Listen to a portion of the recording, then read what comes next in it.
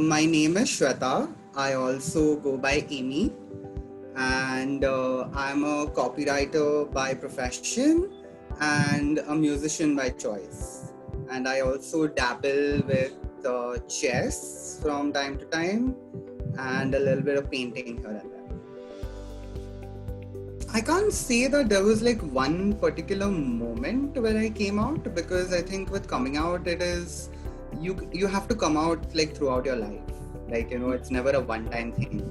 I recently joined my new place, just like a month ago, and I'm having like a whole session with them tomorrow. Just sensitizing them about trans issues and intersex issues and non-binary issues. So I feel that coming out is a process, and but if I were to like sort of give you key highlights, I like at a very young age, I was always into things which were considered a little feminine, and like my parents obviously like noticed that about me, but they just thought that I was just being just being creative or quirky, so they never like really objected to it as such or whatever. Like, thankfully I got like a good healthy home where my parents just let me be of sorts. The first time I tried to come out was when when I was like 13 or 14, and to my mom, and I had like no idea what to say, and what to do, because I wasn't sure about terminologies, and I wasn't sure about anything. There wasn't enough information. And when I was 13, Orkut was just starting to be a thing. So there was no sense of community of sorts as well. So that was very confusing. Then I think I was like deeply into the closet. Like, I never had the courage to like come out. But people always assume that I'm a little more flamboyant, was the word that they would use. Then I think in BMM was the first time when I opened up, about myself. I was a little bit sure about myself, and I was only open to like 5-6 people, like a closer friend group, and it sort of stayed like that for a really long time, till the time I 7 years into my work life, where I was just saturated with everything. I was just like so deeply put myself into the closet, although a lot of people knew about me, and a lot of people, I'd been open with a lot of people, but being open in the workplace for a trans person is like a very difficult sort of thing.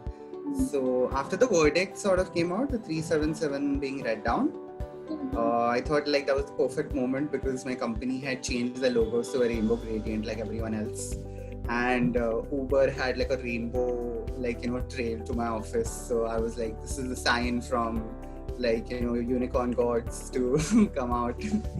So yeah, I just I put my face on. I wore a nice rainbow dress. I got my high heels. I just doll myself up, and I just stepped out of my room. Literally nobody had any idea that I was doing it, just me. And my mom was shocked when I came out, because first she thought that I was bunking work, because I mean, I had been out as myself at home, I had got to that point. So she asked me are you not going to office? And I told her I'm going to office like this. And the whole expression change and everything, she was really nervous and worried, and but I was so sure of myself, I told her that this is gonna happen one day or the other, so might as well be now. And I think she saw that I was firm and I was not going to take no for an answer. So she was just like, okay, fine, just be safe and fix your hair. So that's what she said. And yeah, I went to work, and I'd given a heads up to 2 of my friends, because I didn't want a big surprise, with things and all. And they said that just come, it'll be fine. And obviously I was the talking point of the day. And but it was like a great reception. Like I was greeted with like cupcakes, and they had arranged for like a rainbow cake for me, and they sang Happy Pride to you and everything. And it just like, I mean, like my story was shared in the internal circles and everything. That went to media houses, that went to like major publications, and the next day like my photo was in like the Times of India. So I was like, go to work, come out to the country. It happened quite spontaneously, to be honest. Like I had no plans of becoming a copywriter, and it was just something that I decided at the last second. And I just like did my BMM, and like, you know, I just like took decisions on the way. Like nothing was planned. Like I had no idea, like, you know, that I would get into advertising. And it's been 10 years now, and it's just not like, there's no looking back. I'm just trying to create my own sort of art style. I don't think I have it yet. But I do like to sort of experiment painting themes which are closer to what I would like to express. And that could be anything. Like it could be abstract art to like, you know, just painting things from real life. Like it's an experiment. Right now I'm working on a project where I'm painting someone's closet. So like somebody has written a narrative on what their closet is, and I'm just trying to illustrate it and paint it. So it's quite like diverse. Trans people exist, non-binary people exist, intersex people exist. There is no one way to be transgender. You cannot templatize somebody's experience and say that this is the formula for being trans, or this is the formula for being non-binary or intersex or whatever. Everything is a spectrum, and like we've created such a binary world around us that everything has to be in boxes, that we don't see things as a spectrum. We just see things as black and white. And if only we see things in their myriad colors, and like, you know, for the universe that what it is, like, you know, it opens up, it liberates yourself. Like, you know, you liberate you when you, like, you know, accept and, like, you know, recognize trans people, when you recognize the spectrum of sex, gender expression and sexual orientation. When you open it up, when you like sort of don't define it into boxes, you create a better world for yourself.